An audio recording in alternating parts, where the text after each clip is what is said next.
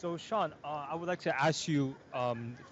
regarding what happened. Is you stood up. Like you said, you decided you wanted to be civil just to sit down, but you stood up and you spoke out. To you now, and to me, my question really is that do we think that a lot of Americans don't see the situation as heavily as they should, because it really is quite a serious issue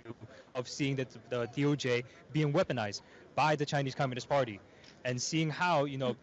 everybody that's a victim now that's in court, there can be potentially be you next,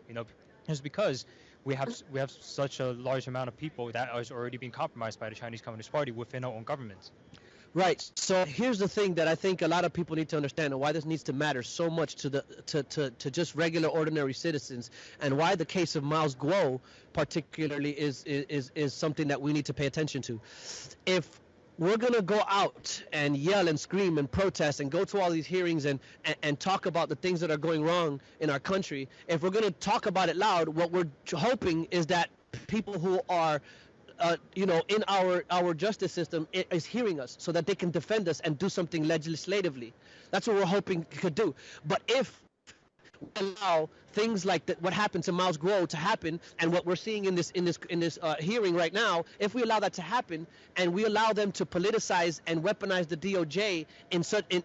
to the people who would go and save us against them, then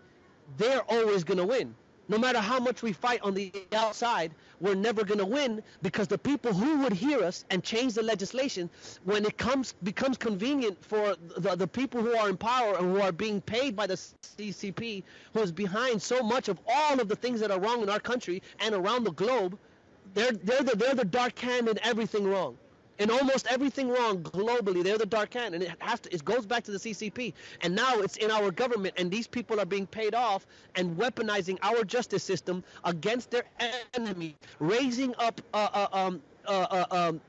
charges to be greater than what they normally are for their political opponents, while they drop charges for people killing and rape and all these things all across the New York State.